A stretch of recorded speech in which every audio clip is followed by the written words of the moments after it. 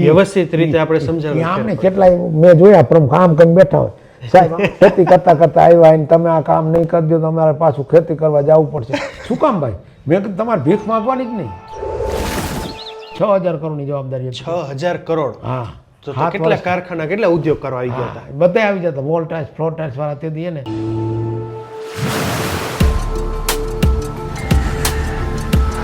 ગુજરાત ગેસનો આમાં 30 થી 35% નફો.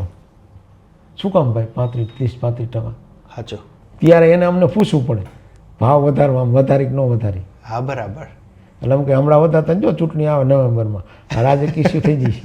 સાચું. આમ તો આખું ગામ તમને કેજી કુંડારિયાને જ નામ થયું, કે સાચું નામ શું છે સાહેબ? ખીમજી ગોરધનભાઈ કુંડારિયા, પણ એ નામે કોઈ ઓળખશે જ નહીં. ત્યારે તો તમે ગાંધીનગર જાઓ ને તો મિનિસ્ટરની બધા એવું સમજતા, તમે જ બધા ચોર હો, તમે કરચોરી કરો. હા, બરાબર. અથવા તમે આ ગેસિફાયર તો અહીંયા તો બોમ્બના ધડાકાની જેમ ફૂટે ને અહીંયા તો માણસો મરી જાય, એવી બધી મિસઇન્ફોર્મેશન ઈરાદાપૂર્વક ફેલાવવામાં આવતી. તમે જે કહેતા હતા પ્રશ્ન શું હતો? સિરામિક એસોસિએશન જે અત્યારે એસોસિએશનનો બહુ મોટો રોલ છે સાહેબ.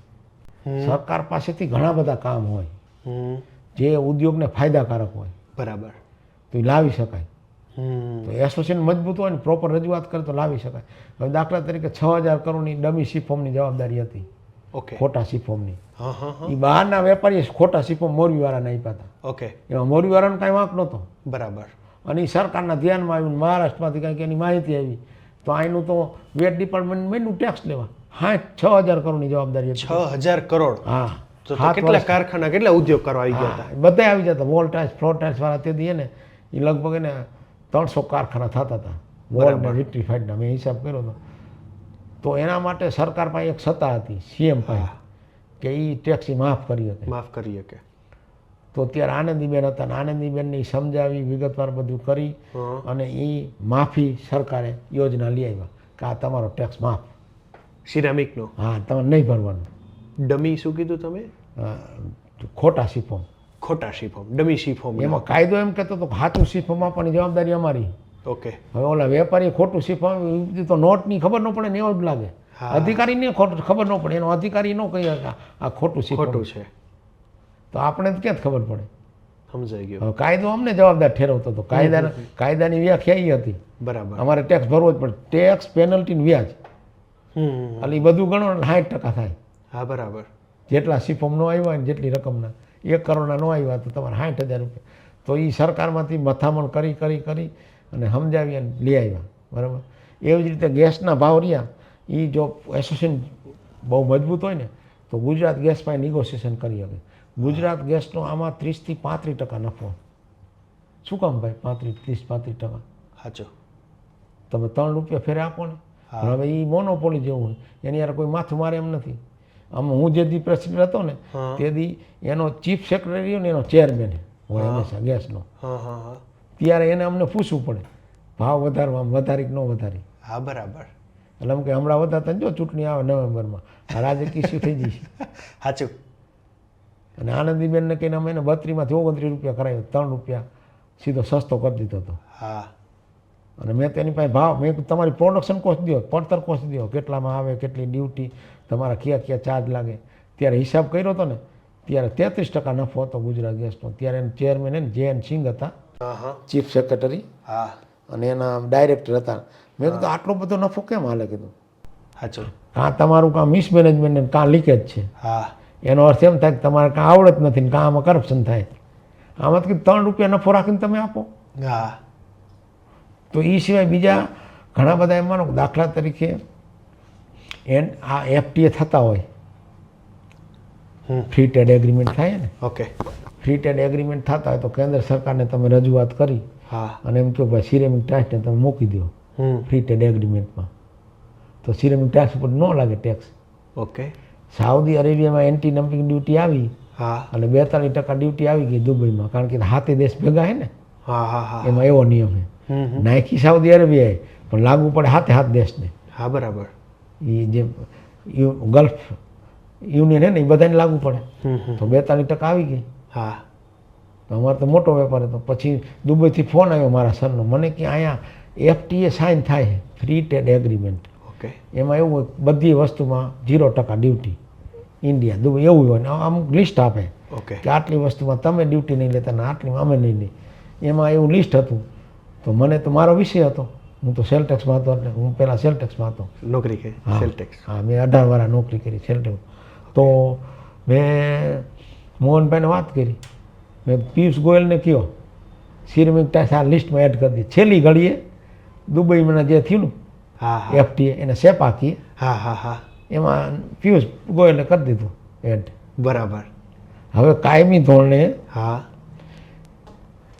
કેન્દ્ર સરકારને સૂચના આપી છે, બરાબર, અને FTAમાં તમારે સિરેમિક ટાઇલ્સને લઈ લેવાની. હા. અને એના માટે વ્યવસ્થિત મહેનત છે નીલેશભાઈ જેતપરિયા કરે. હું તો હવે એસોસિએશનમાં છું નહીં. અને નીલેશભાઈને વાત કરી અને ભલામણ કરી છે. હા. અને એ એને હવે દુબઈમાં નીકળી ગઈ, હા યુકેમાં FTA થયું, હા. તો એમાં સિરેમિક ટાઇલ્સ લિસ્ટમાં હતી. હમણાં 2 દી પહેલાં ઓમાનમાં થયું હા. FTA, એમાં સિરેમિક ટાઇલ્સ લિસ્ટમાં છે. અને અહીંયા 0%. બરાબર. નકર ઓમાનનું મોટું એક્સપોર્ટ છે. એટલે અત્યારે એસોસિએશને છે ને ખાસ તો એ ધ્યાન દેવાનું હોય કે જ્યાં જ્યાં એન્ટી ડમ્પિંગ ડ્યુટી આવતી હોય ને ત્યાં પહેલેથી તૈયારી કરવાની. ઓકે. એમાં તૈયારી કરવામાં શું હોય, ડેટા તો 2 જણાના જ લઈએ. ટોપ જે એક્સપોર્ટર હોય ને વિયેતનામના દાખલા કે એનું પ્રોસેસિંગ ચાર્જ 2, તો એ 2 જણાને એને અગાઉથી પ્રિપેરેશન માટે એસોસિએશને ધ્યાન લેવું પડે. પછી એમ માનો કે હવે આ બધું તો જે અહીંયા થાય ને ઓલું ICD હા. મકાન, એ અમારી દરખાસ્ત કરેલી મારા વખતમાં, બરાબર. કે અહીંયાથી ટ્રેનમાં બધો માલ જાય. હા હા હા હા હા. એ અમારા Direct વખત ICD બનાવવાનું. ICD નહીં પણ અહીંયાથી કન્ટેનર ઝોન જેવું. હવે તો એ સ્ટફિંગ તો હેલું થઈ ગયું, હા. ICDની કાંઈ જરૂર નથી. તો એ અમારા વખતમાં અમે દરખાસ્ત કરેલી બરાબર. કે ભાઈ તમે આ વાંકાને અમને આપી દો, પ્રાઇવેટ કંપનીને સોંપી દો, અમે કન્ટ્રર અહીંયા લગી આપી દઈએ. હજી એવી અમારી એવી દરખાસ્ત છે જે માટી આવે છે ને તાને હા. કે 1500 રૂપિયા ભાડે, એ રાજસ્થાનની એને બાય ડાયરેક્ટ ટ્રેનમાં આવે. ટ્રેનમાં આવે. સાચું, ઘણો ફેર પડી જાય. તો એ ફ્યુઅલ થી માંડીને બધામાં ઘણો ફેર પડી જાય. પણ મેઇન તો આ ગેસમાં ધ્યાન દેવાની જરૂર છે, હા. ખાસ તો કરી, સમજ્યા. એટલે એ એસોસિએશનનો જબરદસ્ત આમાં ઘણું બધું. એ સિવાય છે ને કેન્દ્ર સરકારની એને 35 કરોડની ગ્રાન્ટ મળે. શેમાં? તમારે અહીંયા R&D સેન્ટર બનાવવું હોય, ઓકે. ટ્રેનિંગ સેન્ટર બનાવવું હોય, ઓફિસ બનાવવું હોય, મોટો મિટિંગ હોલ બનાવવો હોય, ઓકે. તો 3 એસોસિએશન હોય ને તો એ 3 એસોસિએશનની 15 કરોડ દે. બરાબર. અને એસોસિએશન અમે જે 7.5 કરોડ કમાવી દીધા ને, હા હા હા હા. એક્ઝિબિશન કર્યું હતું ને, એમાં અમે ઓલા એગ્રીમેન્ટ કર્યું હતું કે નફાનો 50% ભાગ અમારો. હા બરાબર. અને 15 કરોડ કમાણ 7.5 કરોડ એને એસોસિએશનને આપી દીધા. આપી દીધા. એ 7.5 કરોડ મારે આ ફેસિલિટી માટે વાપરવા હતા. ઓકે. કે 30 કરોડ આપે સરકાર બે એસોસિએશનને, હા. અને 15 દુ 30 કરોડ થયા, 25% આપણે નાખવાના હોય એસો. એટલે 7.5 કરોડ એ નાખી. 2 એકર જગ્યા અહીંયા મંજૂર થયેલી પડી છે. ક્યાં? બોસની સામે ઓલા ભટ્ટા હે ને અહીંયા એસોસિએશનને આવી ફેસિલિટી ઊભી કરવા માટેની. બીજું એમાં આપણે કેટલા મોડા છીએ આ ફેસિલિટી ઊભી કરવા? ઘણા મોડા, કાંઈ થયું જ નથી. હા, એ મેં ફાઇલ હલાવી હતી. બરાબર. આખી ફાઇલ છે ને એ MSc ડિપાર્ટમેન્ટમાં થાય. MSc ડિપાર્ટમેન્ટમાં એક થાનગઢના એક ભાઈ છે, એ પોતે ડેપ્યુટી ડાયરેક્ટર છે.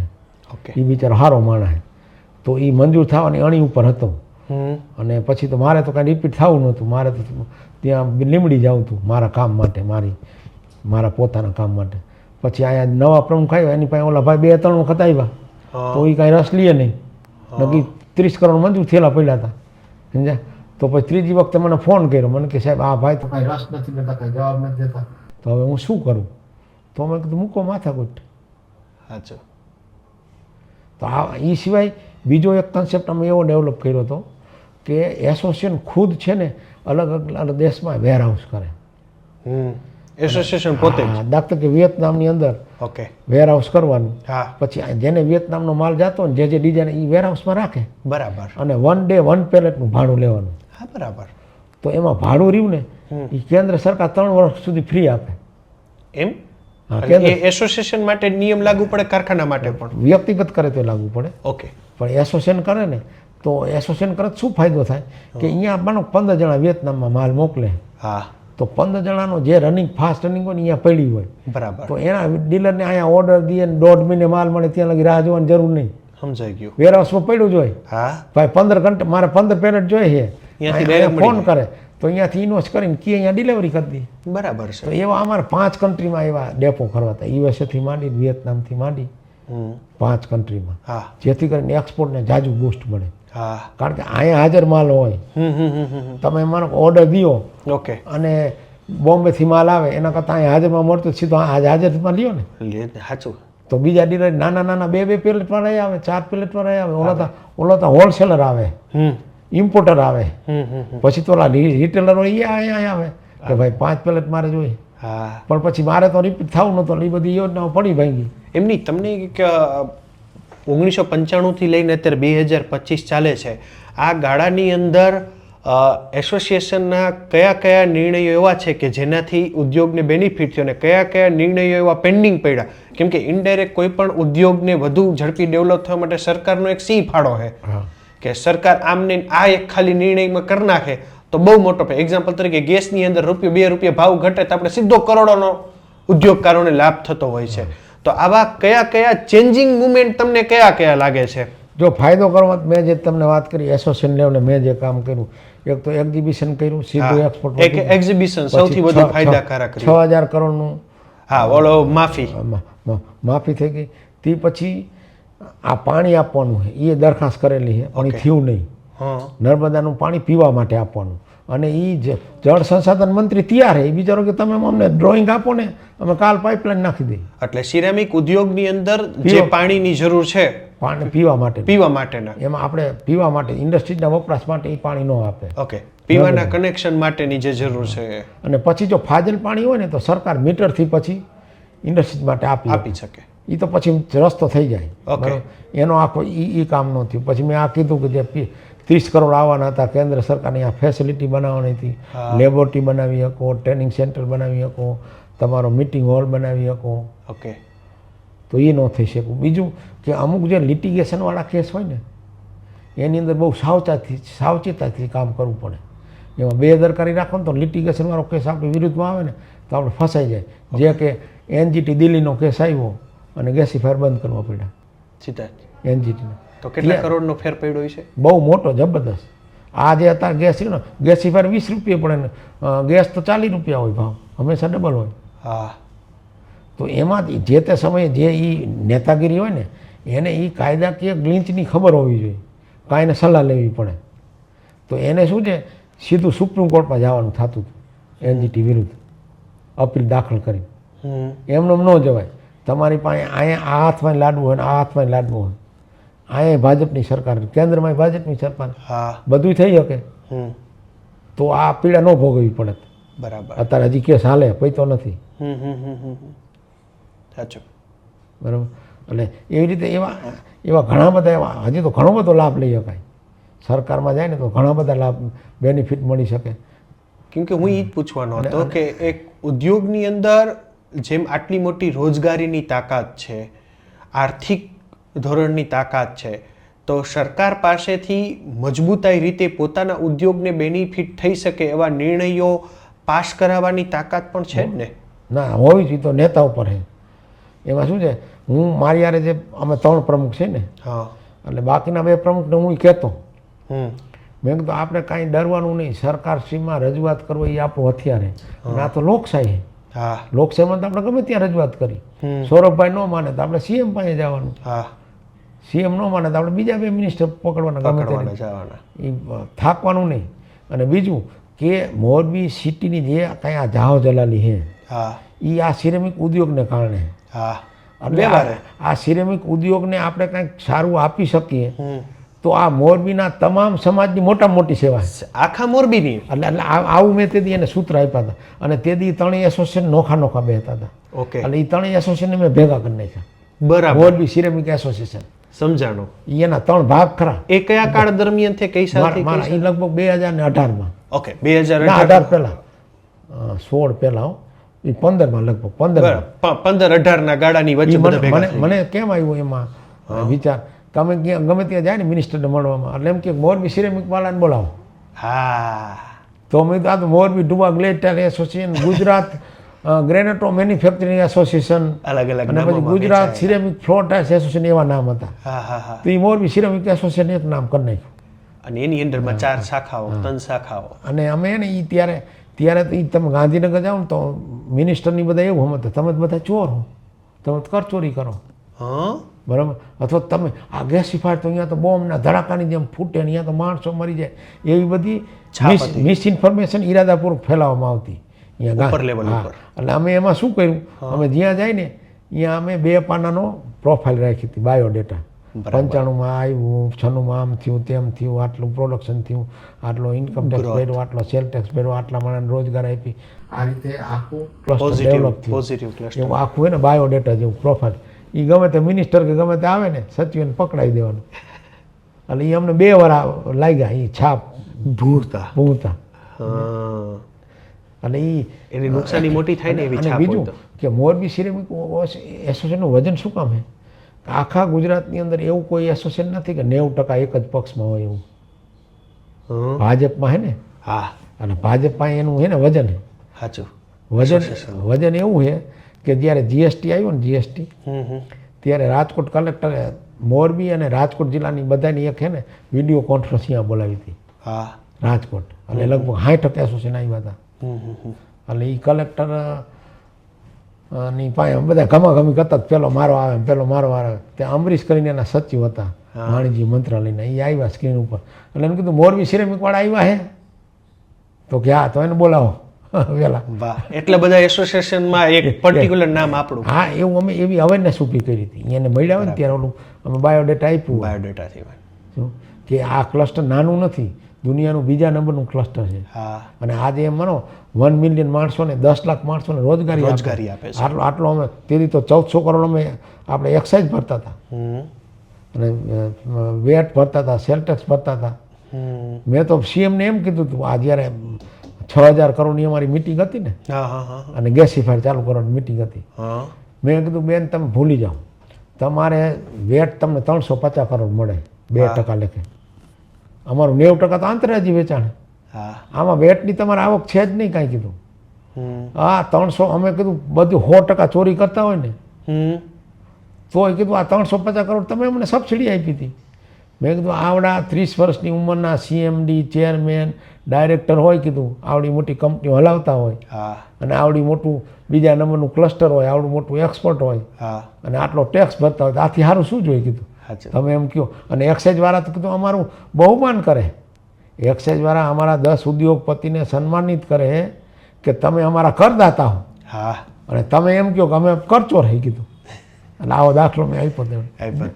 અને એ સરકારમાં રજૂઆતનો કળા અને જવાબ સામેવાળાને મગજની અંદર એક વ્યવસ્થિત રીતે આપણે સમજાવ્યું. આમને કેટલાય મેં જોયા પ્રમુખ આમ કરીને બેઠા હોય, સાહેબ ખેતી કરતા કરતા આવ્યા ને તમે આ કામ નહીં કરી દો તો અમારે પાછું ખેતી કરવા જવું પડશે.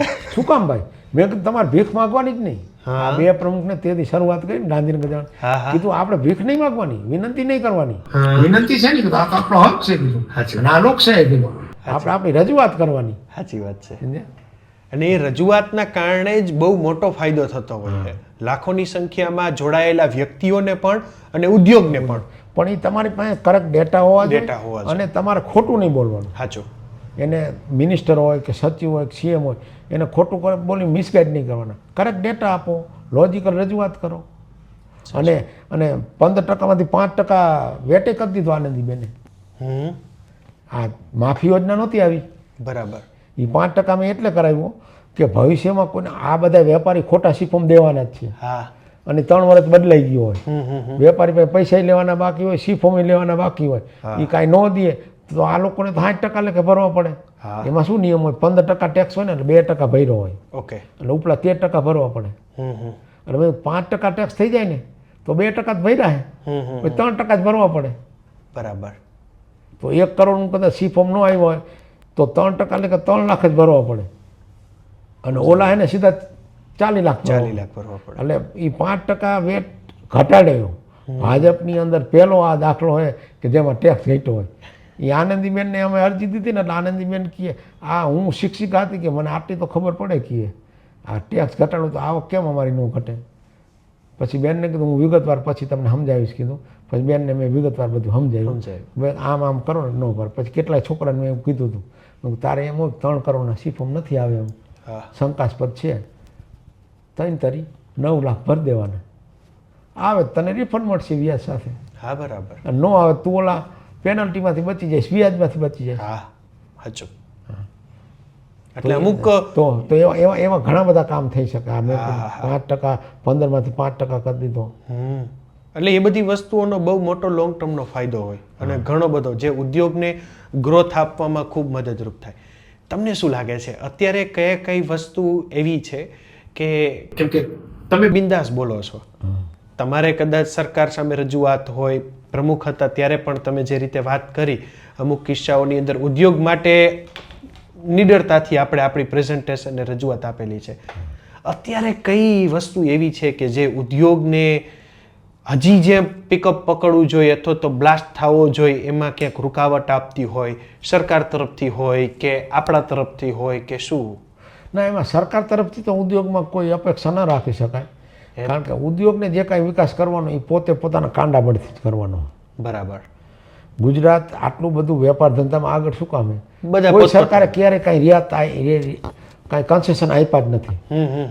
એ આઈનો બિઝનેસમેન જ એટલો તાકાતવાળો છે, કોમર્શિયલ માઇન્ડેડ છે. જે તે સમયે કોંગ્રેસની સરકાર હોય, ભાજપની સરકાર હોય, 1961થી આ બન્યું ગુજરાત, ત્યારથી માંડીને તમે ઇતિહાસ જોઈ લેજો. એટલે એ એન્ટરપ્રેન્યોર ખુદ પોતાના કાંડા પરથી જ કમાવાનું હોય છે.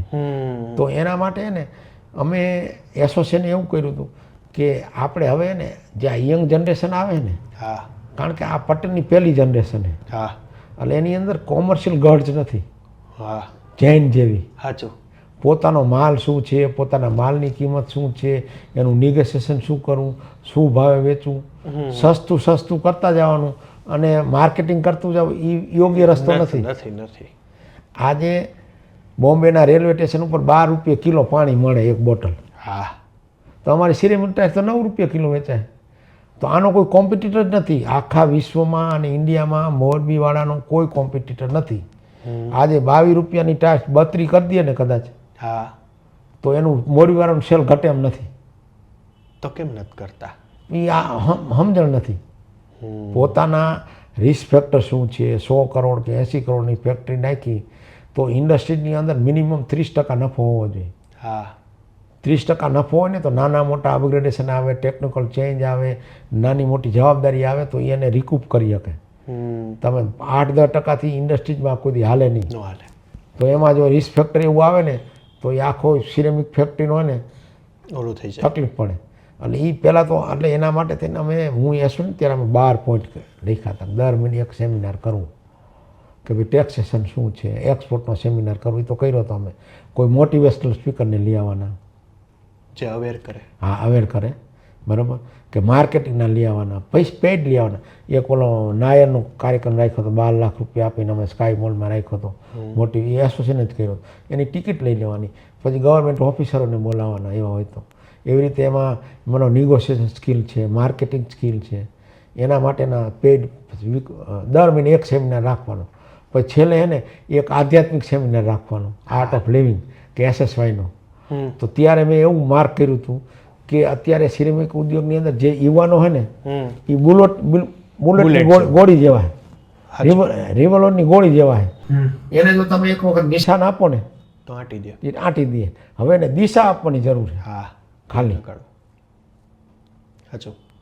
તો એ દિશા આપવા માટે થઈ અને લર્નિંગ એટીટ્યુડ હે ને, એ લર્નિંગ એટીટ્યુડ હે ને એ યંગ જનરેશનમાં ડેવલપ થાય ને એવા આયોજન હતા. 12 પોઈન્ટ અમે નક્કી કર્યા હતા. અને દર મહિને એ લઈ આવવાના. ભલે ને પૈસા ચૂકવવા પડે, કદાચ કોઈ 4 લાખ લે, 5 લાખ લે, 10 લાખ લે, બોલવાના 4 કલાક બોલવાના, 10 લાખ દેવાના. તો એ છે ને એનું એ રિપીટેશન થાય ને તો એના મનમાં હરવેરું એ બધું બેસતું જાય યંગ જનરેશનમાં. યંગ જનરેશન અત્યારે મોરબીની અંદર યંગ જનરેશનનું તો હમણાં મેં માર્ક કર્યું કેટલાય છોકરા નવી પ્રોડક્ટ લઈ આવે. યુનિક. અહીંયા હોય નહીં એવી. તો મેં કીધું આ છોકરા માટે આ એન્ટરપ્રેન્યોરશીપ કેટલી. હમણાં હું ચાઇનામાં એક્ઝિબિશનમાં ગયો તો ગયા વર્ષે ચાઇના પ્લાસ્ટમાં, તો મોરબીના 10-12 છોકરા હતા, હાવ નવા. મારે તો પ્લાસ્ટિક લાગવું પડે છે, અમારે તો પ્લાસ્ટિકની એક યુનિટ છે, એટલે હું તો એ ધંધાના રિલેશનમાં ગયો. આ તો છોકરા એમને આવ્યા હતા કે ભાઈ નવું શીખી આવી, કંઈક નવું ગોતી આવી.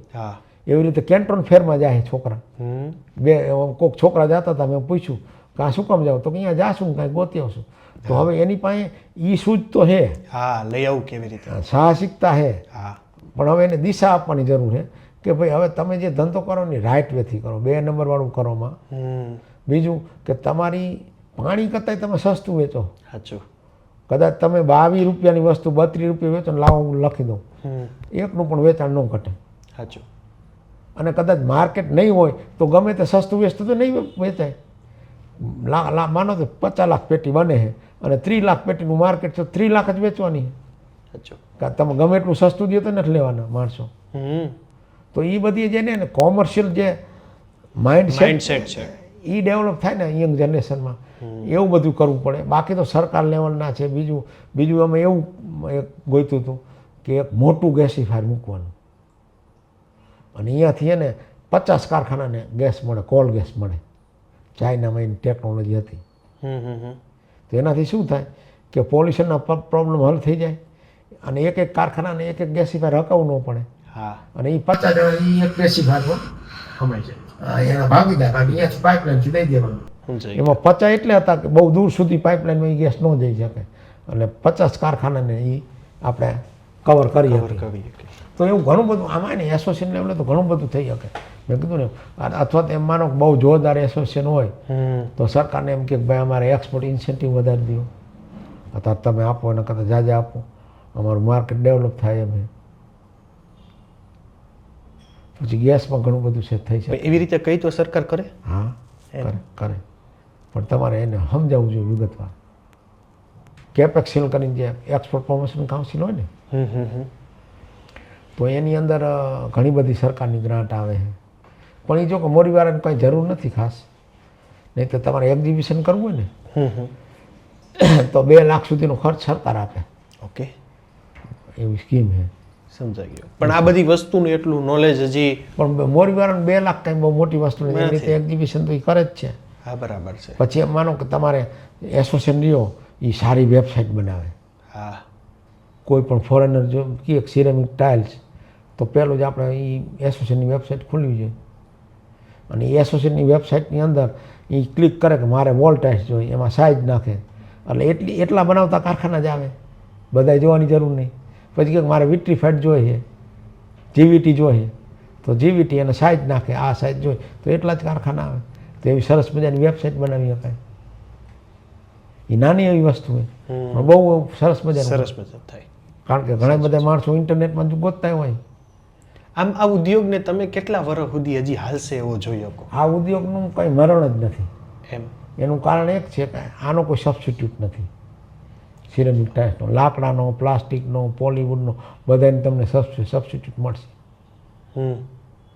બરાબર, એક પ્રશ્ન. બીજું, અત્યારે સિરેમિક રો મટીરિયલ ભારત પાસે જે છે રાજસ્થાનમાં, એવું સિરેમિક કોઈ દેશ પાસે નથી. ચાઇના પાસે નથી, ઇટાલી પાસે નથી, સ્પેન પાસે નથી, ટર્કી પાસે નથી. એ બધું એને વપરાઈ ગયું, એક્ઝોસ્ટ થઈ ગયું. હા, એના માટે જો અમે દરખાસ્ત કરી હતી કે રાજસ્થાનનું રો મટીરિયલ અત્યારે કેટલું માટી એક્સપોર્ટ થાય બહુ મોટા પાયે. સાચું. તો એ એક્સપોર્ટ થતી બંધ કરાવવી જોઈએ, કારણ કે એ જે 1200 રૂપિયાની માટી રહી ને એની અંદર વેલ્યુ એડિશન કરી અને 10 ગણું આપણે ઊંચા ભાવે એક્સપોર્ટ કરી શકાય. બીજું, અહીંયા રોજગારી મળે. સાચું. એ સરકારશ્રીને અમે દરખાસ્ત કરી હતી. અમે તો આ એક નહીં પણ જેટલા રાજસ્થાનના મિનરલ છે ને એ બધા મિનરલ ચાઇનાવાળા નથી કરતા. ચાઇનાવાળા એ જે નેચરલ રિસોર્સિસ છે ને એ ક્રિટિકલ નેચરલ રિસોર્સિસનું પાબંદી છે, સરકારનું નિયંત્રણ. આપણે અહીં બંધ કરી દેવાનું. એવા ઘણા રો મટીરિયલ આપણી ઓર લઈ જતા કર્ણાટકની ચાઇનાવાળા, અને આપણા કરતાં સસ્તા ભાવે અહીંયા લોખંડ વેચતા. આયર્ન ઓર લઈ જતા.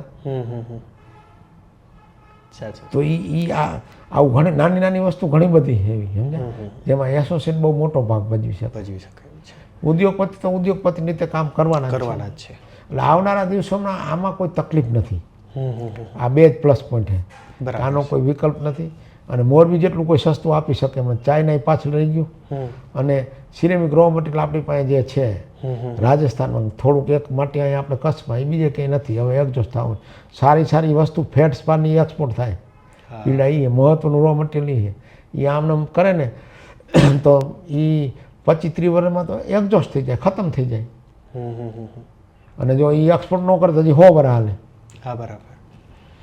એટલે એ બધા જ પ્રકારના વિષયોને લઈને આપણે વિશેષ વાર્તાલાપ કેજી કુંડારિયા સાહેબ પાસે કર્યો. આમ તો આખું ગામ તમને કેજી કુંડારિયાને જ નામ થયું કે સાચું નામ શું છે સાહેબ? મારું નામ તો ખીમજી સાચું. હા, આખું નામ શું? ખીમજી ગોરધનભાઈ કુંડારિયા, પણ એ નામે કોઈ ઓળખશે જ નહીં. એ વાત સાચી. ખાલી કુંડારિયા સાહેબ કે ને, હા, તો કુંડારિયા સાહેબ હું એક જ છું. કુંડારિયા તો બધા કેટલાય છે. સાચી.